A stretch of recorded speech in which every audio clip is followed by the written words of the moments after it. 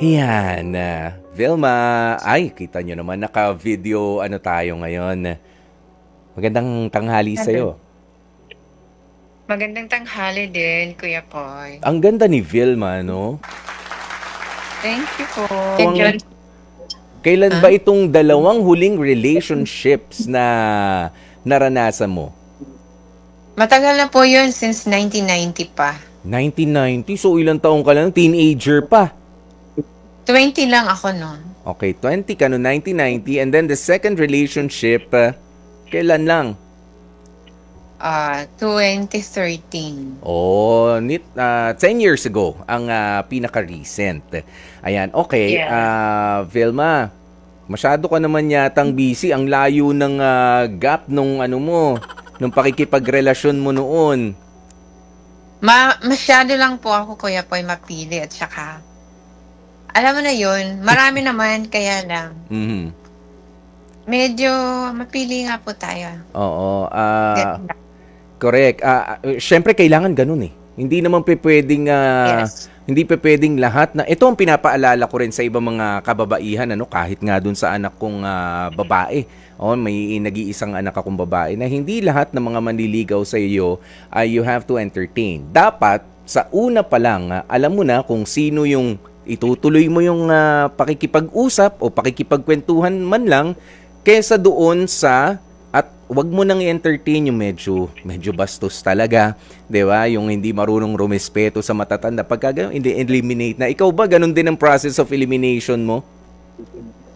Yes, syempre, unang-una ang character at saka Mm. yung yes, of course, dahil kabataan ko noon, mahilig din ako sa may facial value, ganyan. Mm. Alam mo na. Syempre, So, pagka ganyang kaganda ang babaeng parang si Ate Vilme, hindi naman pwedeng basta kung sinong putyo lang yung pipiliin mo, di ba? Ano bang yeah, true. mamaya ko natatanungin kung ano yung itsura, physical appearance nung ideal type of guy mo. Kwentuhan mo muna kami dito sa paglaban mo sa ang bilis mong na conquer na conquer o hindi pala ang bilis mong natalo itong cancer na dumapo sa iyo noong 2020. Stage ano ba ang inabot nito? Stage 2A po. Ayan, so nag-progress na rin siya, So, ayun, na-diagnose ako 2020, na operahan ako ng pandemic time, 2021. Mm. So, after 1 year, fast recovery po ako.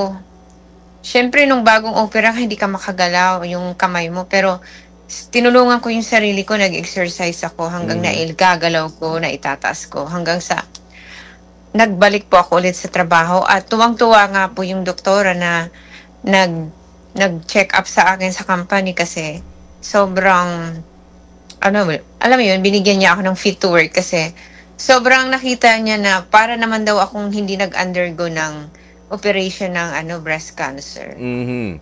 Ayan, and it shows, 'di ba? 3 years after, look at you. Ako hindi ko rin naakalain na 2 years. ikaw ay 2 years pa lang, sir. 2 years Kuya pa Poy, lang. 2 years. Oo, kasi Yes. 2020 ka na diagnosed and then Yeah. 2021 nung nabigyan ka ng Naoperahan. fit to work clearance. No, Hindi pa. naoperahan ng 2021. 2022, nakabalik po ako sa work Ayun, up to now. nakabalik. So 1 year in na ako, 6 months nag-work. Ayan, congratulations. Ayan, at Thank you. tuloy-tuloy pa rin, sabi mo tuloy-tuloy pa rin, syempre ang monitoring para siguradong wala na talagang cancer cells, Ganyan yan eh. Yes, and syempre, kandiyan yung pag-iingat ng kinakain, mga organic, yun. Wala na mga preservative, ganyan po. Yan. Okay, sige, mapunta naman tayo dito. Puntahan na natin yung matters of the heart. Ayan. At dahil nga, ikaw ba bukas ka sa pakikipag-relasyon ngayon, Vilma?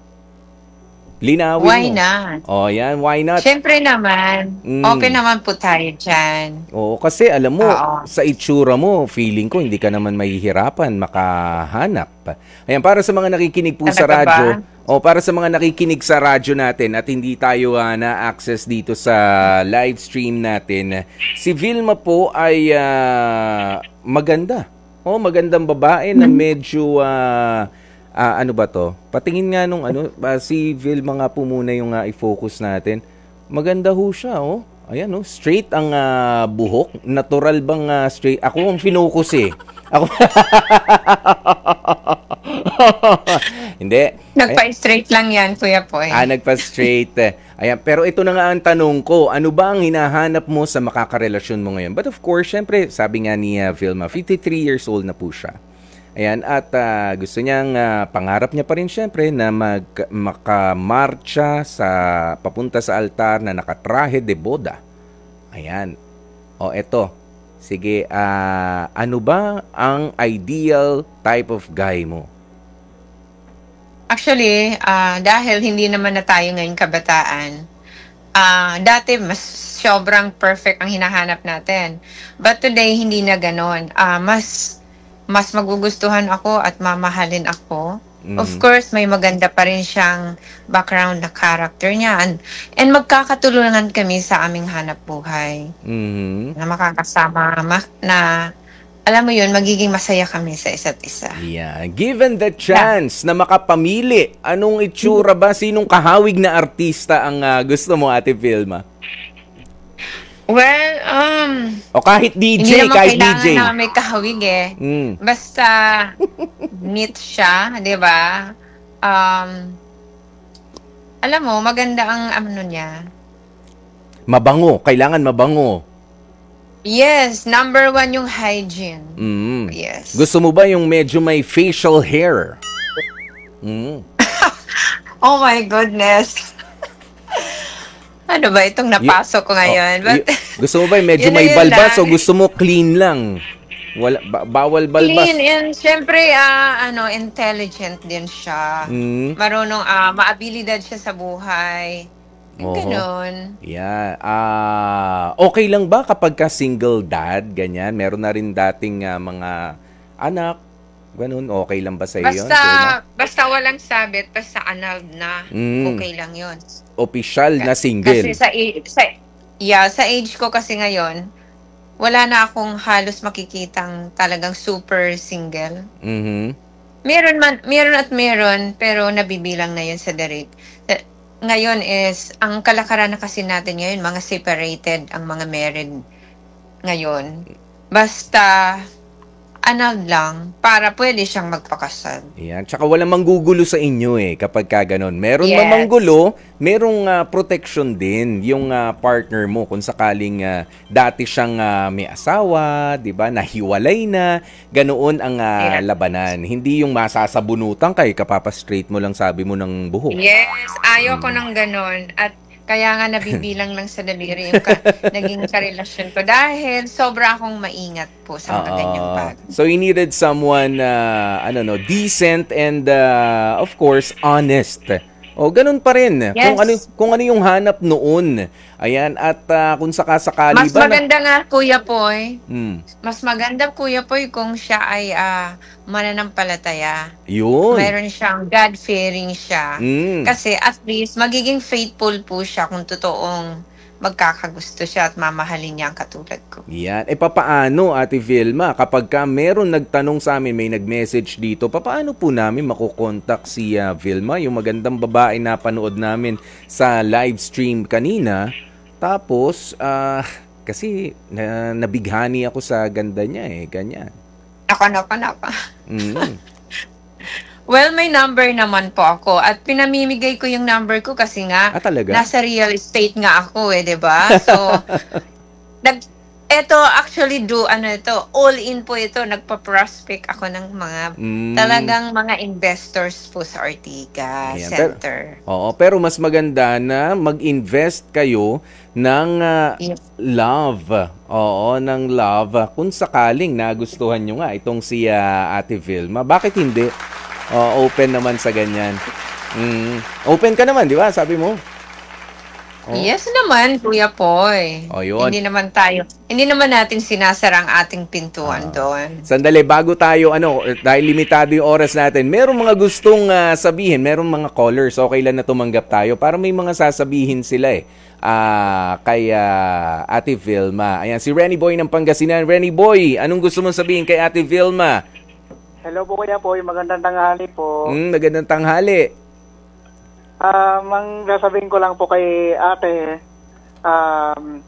tuloy lang po nila yung pagiging positive po nila sa buhay. Napakaganda pong panimula yan.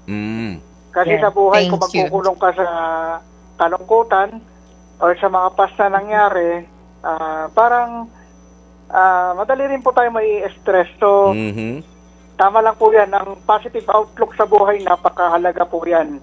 Oo. Sa love life naman, medyo chill lang tayo dyan. Kumbaga, Akala ko sasabihin mo, kumbaga Renny Boy, tayo- nandito naman ako. why not? Ay, why not? Mag-why not si Renny Boy. Gusto mo ba? Kuya po, wait lang po. Sa love life naman kasi kung may darating talaga, why not? Pero kung wala naman okay lang din po. Kumbaga, in everyday that pass in our life, be thankful always. And yung pagiging positive sa buhay, napakalaking bagay po yun. Yan, okay. Tama yun. Meron ka ba itatanong kay Ate Vilma? Facebook na lang po nila. Facebook. Sige, mamaya malaman natin yan, Renny Boy. Kaibigan naman ng heart to heart itong si Renny Boy Vilma. 'Di ba? Open naman si Vilma sa pakikipagkaibigan. Kaya sige, balitaan ka namin mamaya, ha? Kasi may isa pang gustong kumausap kay Vilma mula naman sa Sukat Parañaque. Yan, mula sa Sukat Parañaque si Jeron. Hello, Sir Jeron. Hello? Oo, magandang tanghali po sa inyo. Ano bang gusto niyo sabihin kay Vilma? Masasabi ko lang kay Vilma, 53 pa lang siya, marami pang pwedeng mangyari. Darating at darating yung tamang tao para sa kanya. Yan. Ikaw ba, Kuya Jeron, ikaw nga ba yung single dad na rin? Oo. Meron akong dalawang anak. Meron. Isang 22 years old, isang 29. Alam mo, Parehas pa silang single. Alam mo, gusto kong bigyan kayo ng 2 minutes ni 2 minutes ha, Sir Jeron. Kung gusto mo makausap si Ate Vilma, pwede naman. Bibigyan ko kayo. Total, heart to heart tayo. Go. Hello? Hello. Yes. Hello. Ang ganda ng boses mo. Hi. Narinig mo naman siguro sinabi ko kay Kuya po 53 ka pa lang. Ako nga 57 Pero willing pa rin akong magkaroon ng relationship in the future. Malay natin, di ba? May darating na lang. Bigla-bigla na lang. Minsan nga raw parang kamatayan, bigla-bigla na lang dumarating. Ganun ang ganun ang relationship